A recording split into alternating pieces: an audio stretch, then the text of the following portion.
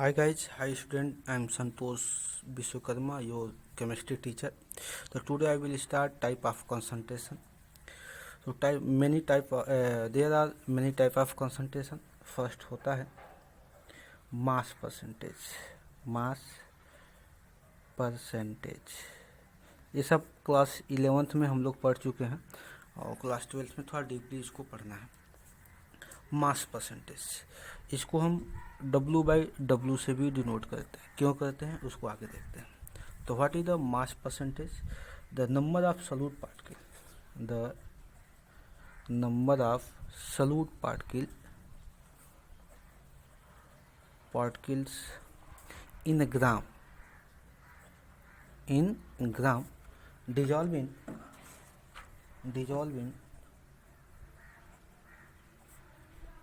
100 gram of solution, 100 gram of solution are called mass percentage. और इसको हम formula कैसे जनरेट करेंगे? तो mass percentage equal to number of solute particle in gram upon number of solution. और solution भी हमारा किस में होना चाहिए? ग्राम में होना चाहिए.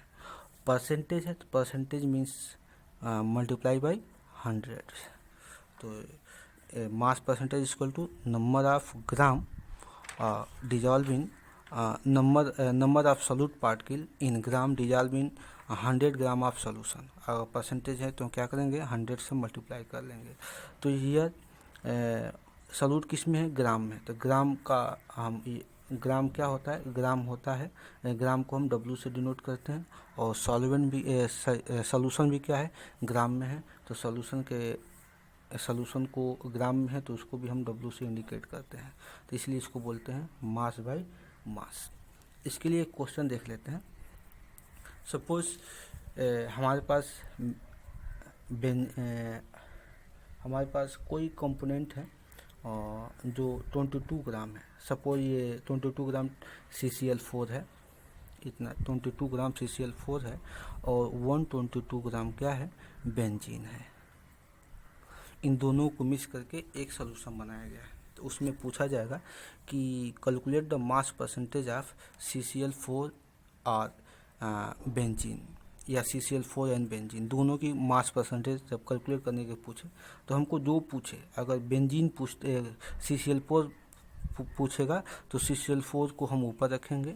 अगर बेंजीन पूछता है तो बेंजीन को हम ऊपर रखेंगे. और दोनों मिक्स करने पे ही तो सॉल्यूशन बनेंगे. तो दोनों को मिक्स करेंगे तो क्या बनेगा? सॉल्यूशन. तो सॉल्यूशन में चाहे हम CCl4 का निकालें चाहे बेंजीन का निकालें, लेकिन सॉल्यूशन निकालना होगा तो हम दोनों को ऐड कर लेंगे, दोनों के मास को. तो देखिए निकालते हैं mass percentage of CCl4 here. तो क्या हो जाएगा? इक्वल टू CCl4 का मास इतना है 22 अपान और नंबर ऑफ सॉल्यूशन. तो नंबर ऑफ सॉल्यूशन क्या हो? सॉल्यूशन में क्या क्या होंगे? ये लोअर अमाउंट में है, मिनिमम अमाउंट में तो इसको बोलेंगे सॉल्यूट, और ये मैक्सिमम अमाउंट में तो बोलेंगे सॉल्वेंट.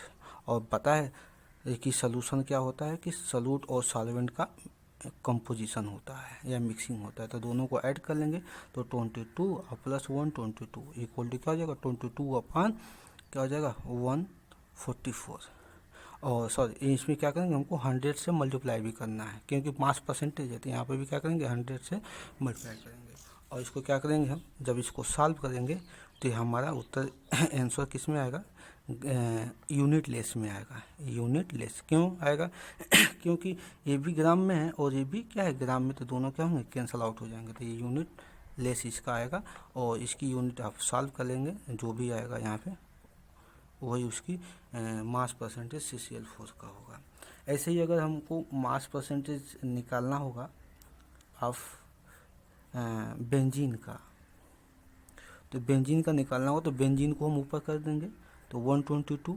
और टोटल सॉल्यूशन तो CCl4 और बेंजीन का ही होगा तो 144 इंटू क्या करेंगे? 100 कर लेंगे.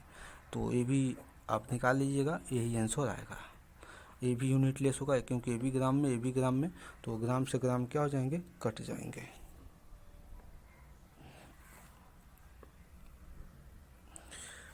इसको एक और तरीका निकालने का, हम मानते हैं कि हमारा सॉल्यूशन क्या होना चाहिए, 100% का होना चाहिए। तो आपको पता है कि सॉल्यूट पार्ट की CCl4 क्या है, सॉल्यूट है। तो जो सॉल्यूट का मास कितना आया, हमको इतना मिल गया, सपोज दैट कुछ भी हो, इतना मिल गया। तो वो किस में आया है, 100 ग्राम में ही तो आया है। तो अगर हम सॉल्वेंट को निकालना होगा तो हम 100 में से क्या करेंगे, सॉल्यूट को माइनस कर देंगे, तो ये हमारा निकल जाएगा क्या, सॉल्वेंट, यानी कि mass of solvent, mass percentage of solvent निकल जाएगा। तो आप ऐसे भी इसको लगा सकते हैं। दूसरा है नेक्स्ट, वॉल्यूम परसेंटेज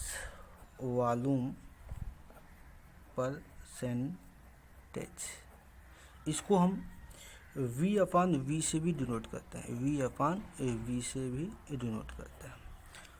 जैसे जिस तरह से हमने मास परसेंटेज को डिफाइन किया, वैसे ही हम वॉल्यूम परसेंटेज भी डिफाइन करेंगे। बस इसमें क्या होता है कि हमने इसमें सॉल्यूट और सॉल्वेंट को ग्राम में डिफाइन किया था, यहाँ पे किलोग्राम में भी कर सकते हैं, लेकिन हमने यहाँ पे ग्राम में डिफाइन किया था, और वॉल्यूम को हम लीटर में या मिलीलीटर में डिफाइन करेंगे।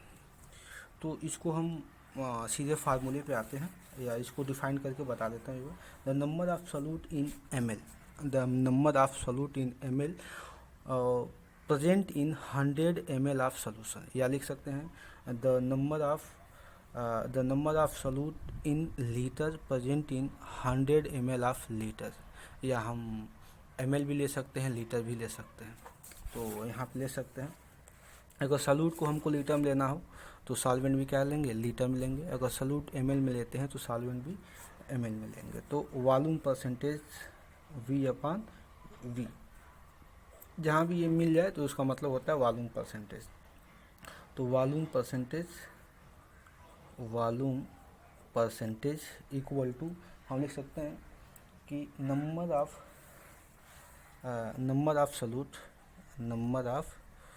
सॉल्यूट इन ml में ले लें, चलिए ml में ले लेते हैं, इन ml upon number of solution, या इसको ml में ले लेते हैं, और परसेंटेज है तो 100। अब इसको हम ऐसे भी लिख सकते हैं, number of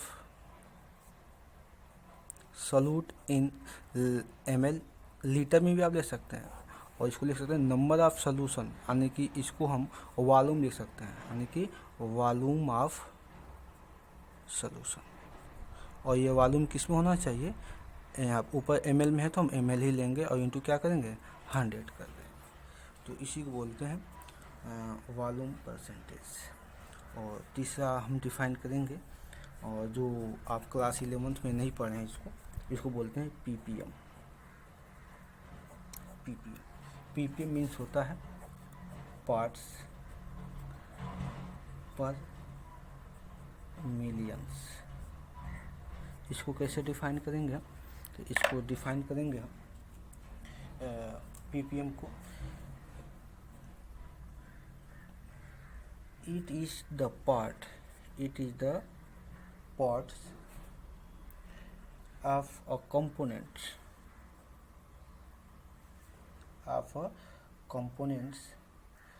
per million means 10⁶ units per million parts of solution, इसको बोलते हैं ppm। यानी कि इसको हम ऐसा लिख सकते हैं कि the number of it is a part of component पर मिलियन पार्ट ऑफ सॉल्यूशन, इसी को बोलते हैं ppm। इसको डिफाइन कैसे करते हैं, आसान है। ppm इक्वल टू लिख सकते हैं the number of parts of component upon total number of part of all component. और हमको पता है कि यहाँ दिया है पार्ट पर मिलियन, यानी कि 1 मिलियन में कितने होते हैं 10⁶ यूनिट होते हैं। तो ये क्या करेंगे इंटू 10⁶ कर लेंगे यहाँ पे। इससे कोई क्वेश्चंस नहीं आते हैं, लेकिन हम इसको ऐसे लगा सकते हैं। आपके एनसीईआरटी में क्वेश्चंस है और इस क्वेश्चन को मैं लगवा भी दूंगा। तो यहाँ पे सिंपली है, जैसे हमने मास परसेंटेज को डिफाइन किया था, वॉल्यूम परसेंटेज को डिफाइन किया था, वैसे पार्ट्स पर मिलियन है। तो पार्ट्स पर मिलियन में कोई भी अगर सॉल्यूट पार्टिकल होगा, अगर सॉल्वेंट में डिजॉल्व होंगे और वो क्या करेंगे, हाँ एक सॉल्यूशन बनाएंगे, तो उनमें क्या होगा कि हम इसको ऐसे भी बोल सकते हैं कि the number of solute particle dissolve in 1 million of solvent, dissolve in 1 million of solution is called ppm। यानी कि कोई सॉल्यूट पार्टिकल है, यहाँ पे हमने मान लिया कि सॉल्यूट पार्टिकल है, और ये सॉल्यूट पार्टिकल हमने यहाँ पे कोई सॉल्वेंट ले लिया, और ये सॉल्वेंट मान लेते हैं कि 10⁻10 मिलियन में है, इसकी अमाउंट है। सॉल्वेंट की अमाउंट है 10 मिलियन है, और इस सॉल्यूट को हम क्या किए, इसमें मिक्स कर दिए, तो इससे एक सॉल्यूशन बनेगा। तो सॉल्यूशन हो जाएगा total number of part of all component हो जाएगा, मतलब दोनों सॉल्यूट और सॉल्वेंट दोनों कंपोनेंट को हमने यहाँ पे मिक्स कर दिया है। और किसमें लिया है, कितना हमने डिफाइन किया है, 1 मिलियन डिफाइन किया, तो 1 मिलियन से क्या करेंगे, इसको मल्टीप्लाई कर देंगे, तो इसी को बोलते हैं पार्ट्स पर मिलियन। तो नेक्स्ट टॉपिक है हमारा, जिसको बोलते हैं फोर्थ पे आएंगे, इधर आते हैं नेक्स्ट पेज पे, फोर्थ पे आएंगे। Fourth molarity.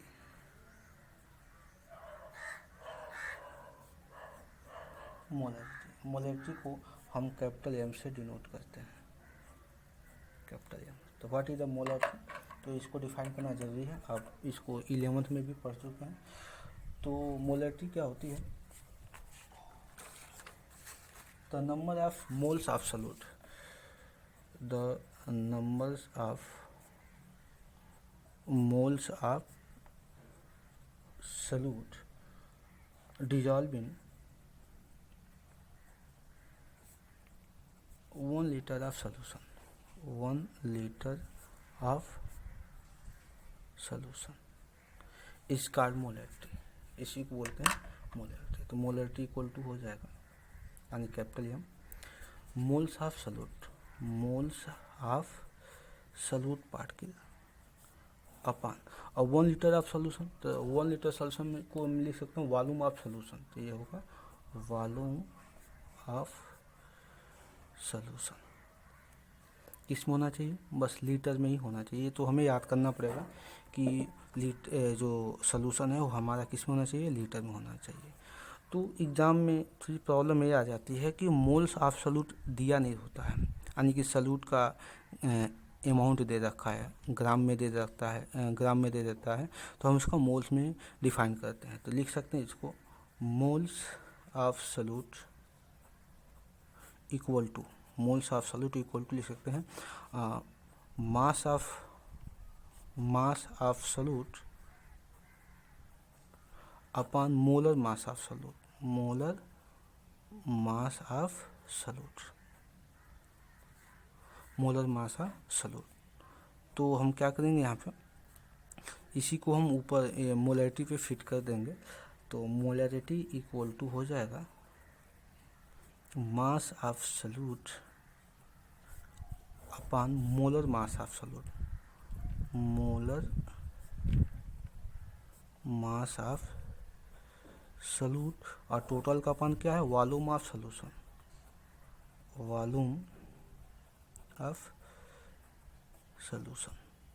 किस में होगा, लीटर में होगा।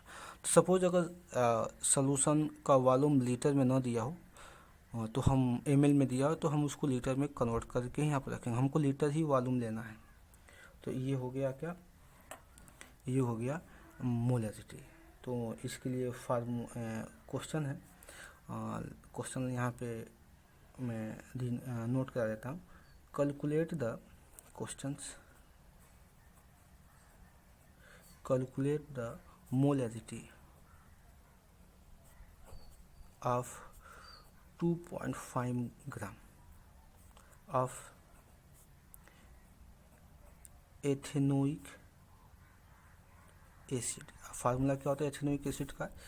CH3COOH, CH3COOH, ethanoic acid in 75 gram of benzene, C6H6 benzene. तो अब खुद देखना है कि 2.5 ग्राम ऑफ एथेनोइक एसिड किस में डिजॉल्व है? 75 ग्राम ऑफ बेंजीन में डिजॉल्व है। तो कहने का मतलब है कि जो मेरा सॉल्यूशन में देख लेते हैं कि जो मेरा सॉल्यूट पार्टिकल है, यानी कि सॉल्यूट क्या है? सॉल्यूट है आपका ethanoic acid, ethanoic acid solute है, और सॉल्वेंट क्या है? बेंजीन आपका क्या है? सॉल्वेंट। क्योंकि यहाँ पे सॉल्वेंट की अमाउंट तो ज़्यादा होती है, तो 75 ग्राम बेंजीन है, तो यानी कि ये आपका सॉल्वेंट ही है, और ये इसकी अमाउंट कम है एथेनोइक एसिड की, तो क्या हो गया? सॉल्यूट हो गया। तो यहाँ पे मास दिया है, गिवन में दिया है mass of ethanoic acid, ethanoic acid कितना दिया है?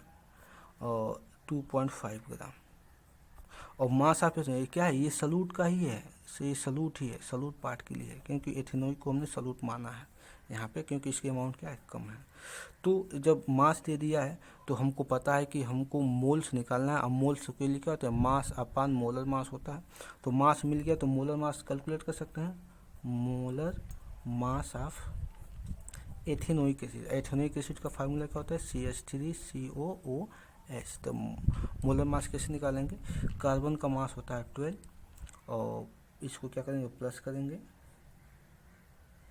और हाइड्रोजन का मास होता है 1, और 3 हाइड्रोजन है तो 3 × 1 कर लेंगे, और प्लस कार्बन का मास होता है 12, फिर प्लस कर लीजिए। ऑक्सीजन का मास होता है 16, तो 2 ऑक्सीजन है तो 2 बार 16, और हाइड्रोजन का मास होता है 1, और इसको जब कैलकुलेट करेंगे तो ये आएगा 60 ग्राम मोल इनवर्स, या ग्राम पर मोल, क्योंकि मोलर मास ग्राम पर मोल में ही होता है।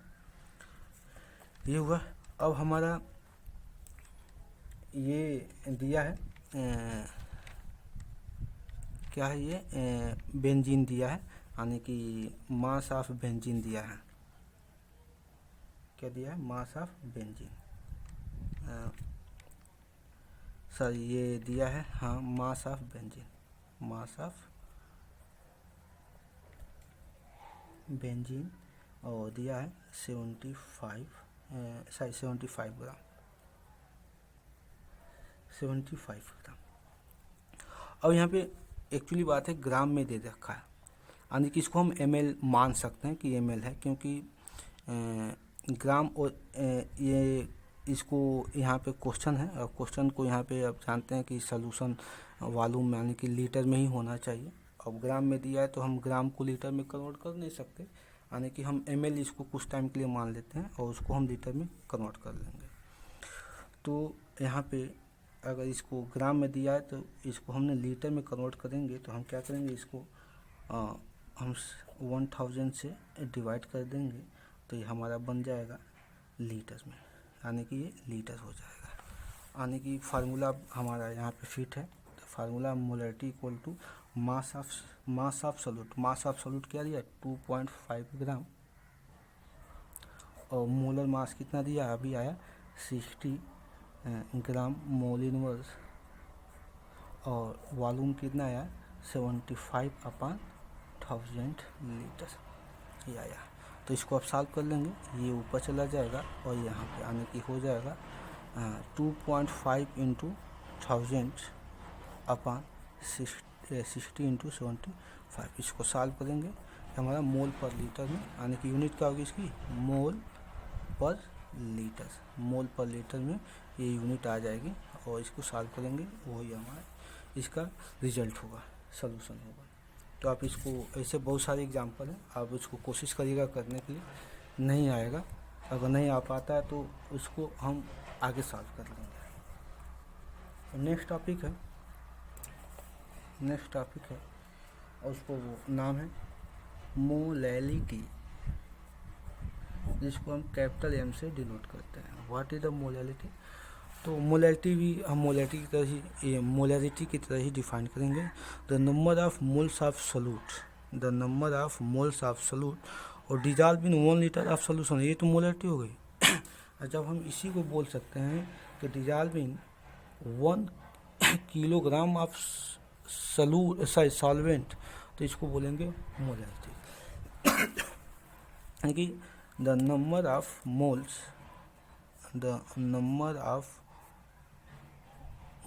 ऑफ solute और dissolve in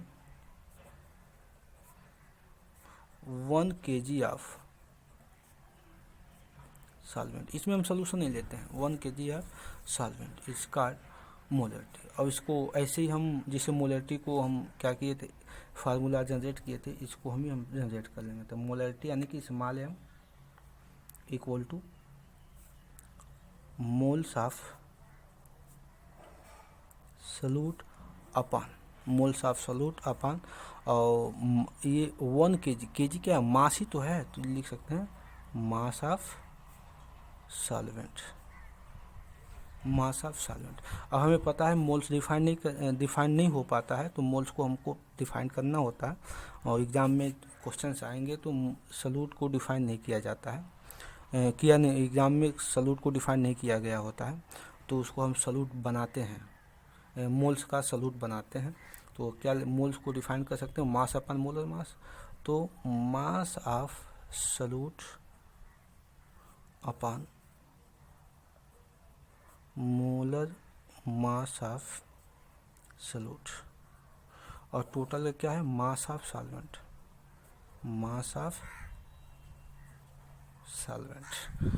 और ये सॉल्वेंट किसमें केजी में होना चाहिए, ग्राम में तो इसको किलोग्राम में कन्वर्ट कर लेंगे। आया बात समझ में? तो ये मोलैलिटी है। तो molality the number of moles of solute particle dissolve in 1 kilogram of solvent या present in 1 kilogram of solvent is called molality.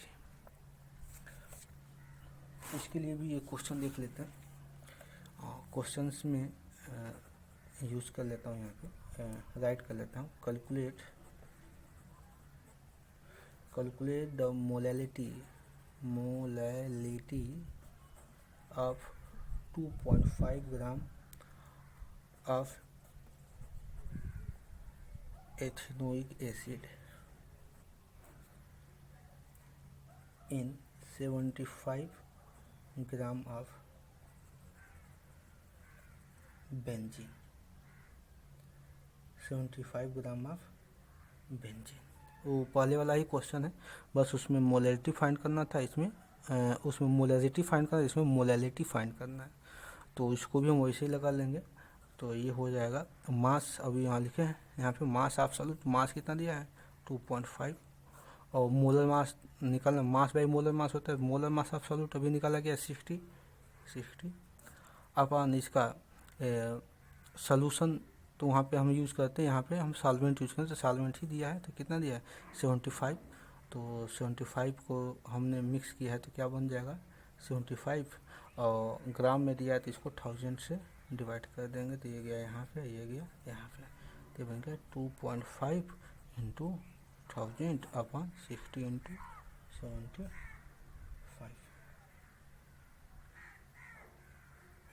तो इसको सॉल्व करेंगे तो इसका यूनिट आएगा, सॉल्व कर लेंगे इसको, इसका यूनिट आएगा मोल पर किलोग्राम, इसी को बोलते हैं मोलैलिटी।